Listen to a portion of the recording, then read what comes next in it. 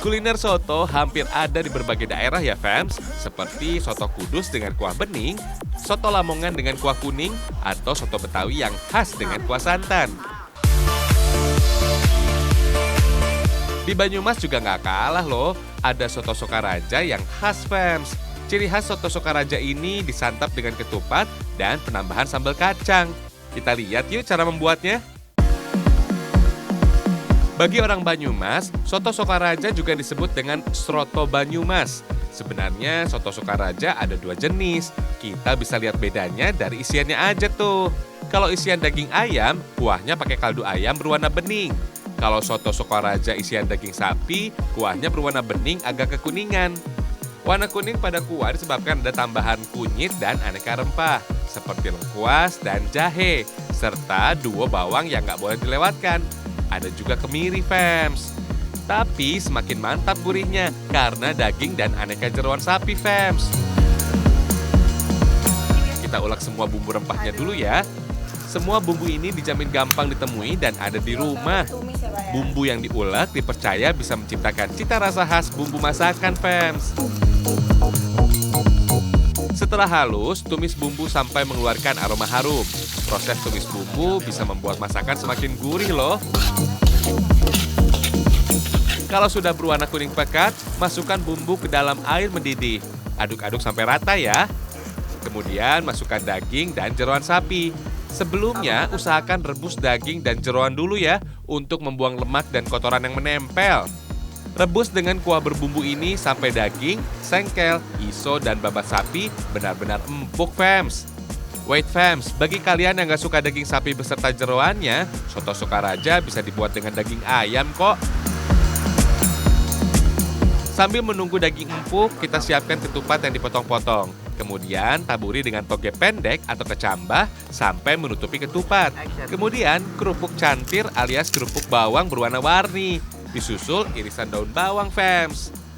Kalau daging sudah matang, angkat dan potong-potong deh. Taruh di atas toge.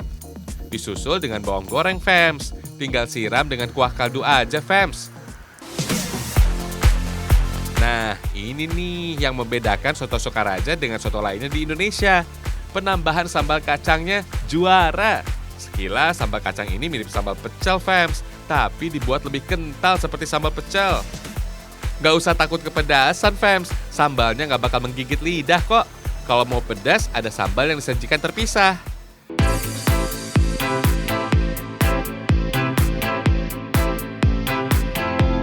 Soto Sokaraja siap disajikan. Sebelum disantap, jangan lupa diaduk ya, fams. Beuh, tampilannya langsung beda. Kuah yang tadinya bening jadi berwarna kuning agak kecoklatan. Teksturnya juga lebih kental. Cita rasanya pun pasti berubah, fams. Semakin gurih. Kalian bisa tambah kecap manis biar makin sip. Yuhu, semangkuk kenikmatan dari Banyumas siap disantap nih, fams.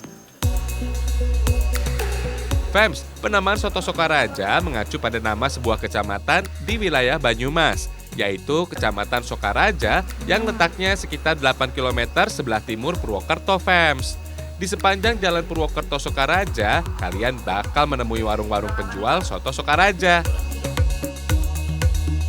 Kalau kebanyakan soto bercita rasa asin dan gurih, soto Sokaraja ini bercita rasa manis karena penambahan sambal kacang dan kecap manis, fams. Tapi gurihnya dapat banget karena menggunakan kaldu sapi tadi. Menurut beberapa literatur kuliner tradisional, katanya, fams, soto adalah makanan yang berasal dari Tionghoa, yaitu berupa makanan berbahan dasar jeroan dengan bumbu rempah.